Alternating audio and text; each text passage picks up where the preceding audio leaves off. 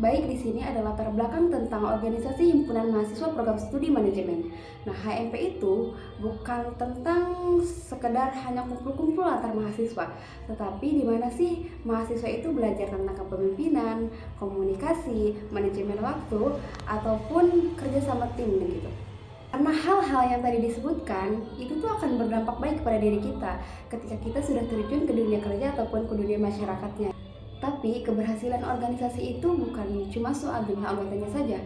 Yang lebih penting itu bagaimana sih program kerjanya itu bisa berjalan dengan efektif, komunikasinya bisa terjaga gitu, kompakannya juga terjaga dan nah di sini juga ada rumusan masalah tentang studi kasus HMPM. Bagaimana kondisi organisasi berdasarkan evaluasi kepengurusannya. Yang kedua, apa faktor penyebab munculnya masalah dalam organisasi? Yang ketiga, bagaimana dampak setiap masalah terhadap organisasi. Yang keempat, strategi apa yang bisa diterapkan supaya organisasi bisa berkembang. Lima, bagaimana cara naikin partisipasi dan efektivitas dalam program kerja. Adapun tujuan dari hasil studi HMPM, pertama, mendeskripsikan kondisi organisasi dari hasil evaluasi. Menganalisis penyebab dari setiap masalah. Yang ketiga, menjelaskan dampak yang muncul terhadap kinerja organisasinya. Yang keempat, memberi solusi yang realistis dan bisa dipakai. Baik, materi yang selanjutnya itu gambaran umum HMP. HMP itu organisasi mahasiswa di tingkat prodi. Fungsinya itu sangat simpel. Jadi tempat untuk berkembang. Nah, baik secara akademik maupun kegiatan lainnya.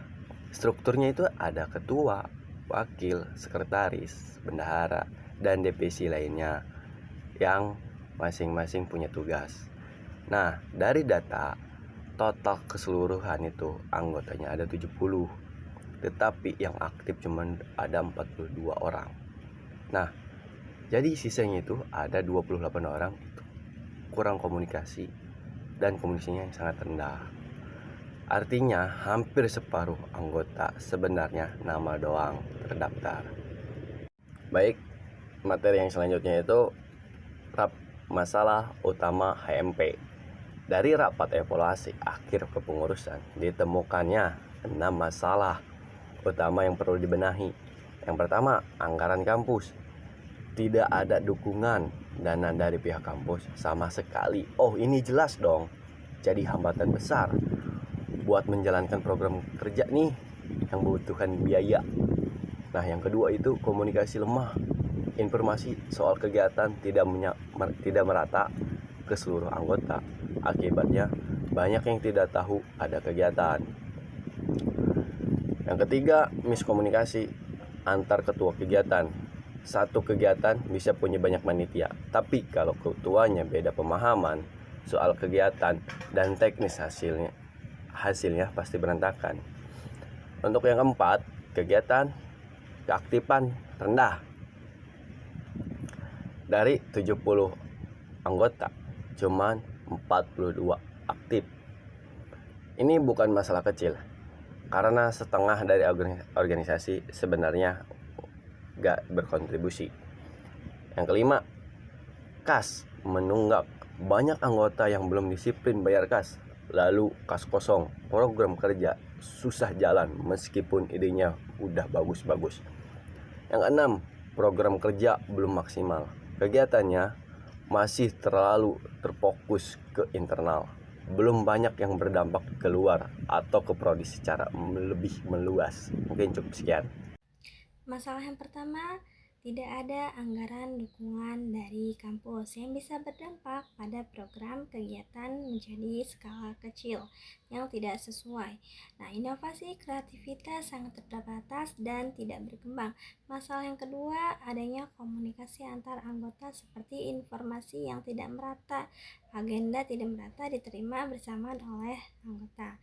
Masalah yang ketiga, miskomunikasi antar ketua bidang yang dimana seperti informasi yang disampaikan secara lisan, tidak ada dokumen yang resmi. Nah, masalah yang keempat, rendahnya keaktifan anggota. Nah, yang dimana total awal anggota di daftar ada 72 orang, tetapi yang ikut dan aktif dalam kegiatan hanya ada 42 orang. Saya akan menjelaskan poin yang kelima, yaitu kepatuhan KAS dan optimalisasi program kerja.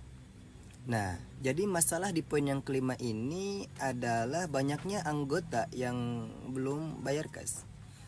Nah, kondisi ini merupakan KAS ini kan merupakan sumber pendapatan utama organisasi yang digunakan untuk mendukung berbagai kebutuhan seperti pelaksanaan program kerja, administrasi, perlengkapan hingga kegiatan operasional lainnya.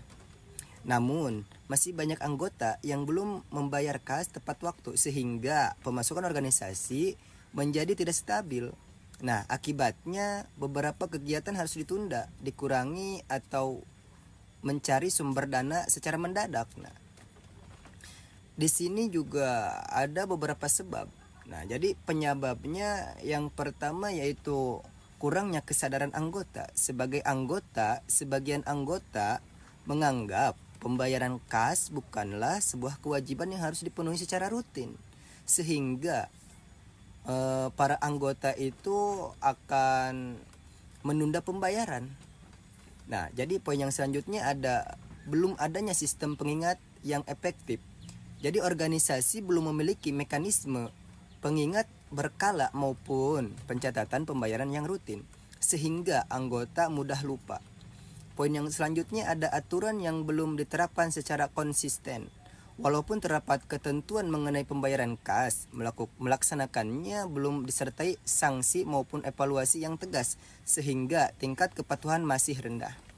Poin yang selanjutnya yaitu ada perbedaan kondisi ekonomi anggota. Tidak semua anggota memiliki kemampuan finansial yang sama, sehingga ada yang mengalami kesulitan dalam memenuhi kewajiban pembayaran KAS. Baiklah, sekarang kita menginjak kepada dampaknya. Apa sih dampaknya? Yang poin yang pertama ada pendanaan organisasi menjadi terbatas. Yang selanjutnya ada program kerja sulit direalisasikan secara maksimal. Yang selanjutnya ada pengurus kesulitan menyusun anggaran kegiatan. Poin yang selanjutnya ada kepercayaan terhadap sistem keuangan organisasi dapat menurun. Selanjutnya ada masalah yang keenam atau poin yang keenam yaitu program kerja belum maksimal. Nah, kondisi ini merupakan program kerja yang telah dilaksanakan masih didominasi oleh kegiatan internal organisasi seperti rapat koordinasi, rekrutmen anggota, dan pelantikan pengurus. Sementara itu, kegiatan yang memberikan manfaat langsung kepada mahasiswa maupun masyarakat masih sangat terbatas. Nah, ini juga dapat menyebabkan beberapa hal. Di antaranya yang pertama yaitu adanya fokus organisasi masih pada penguatan internal. Poin yang selanjutnya yaitu ada keterbatasan dana untuk melaksanakan program yang lebih besar. Poin yang selanjutnya yaitu adanya kekurangan kerjasama dengan organisasi lain maupun pihak eksternal. Poin yang selanjutnya yaitu belum banyak inovasi dalam menyusun program kerja. Jadi harapan kedepannya organisasi diharapkan mampu menyelenggarakan program yang kerja yang lebih inovatif. Jadi program kerjanya itu yang lebih inovatif sesuai kebutuhan mahasiswa, serta memberikan dampak nyata bagi masyarakat. Selain meningkatkan citra organisasi, hal tersebut juga dapat memperluas jaringan kerja sama dengan meningkatkan pengalaman anggota. Jadi dampaknya itu apa sih? Nah, di sini ada beberapa dampaknya. Yang pertama yaitu manfaat organisasi kurang dirasakan oleh masyarakat luas. Poin yang selanjutnya ada eksistensi organisasi menjadi kurang dikenal. Poin yang selanjutnya ada kesempatan membangun relasi dengan mitra eksternal menjadi terbatas. Baiklah, di sini ada poin yang kedua yaitu rekomendasi solusi.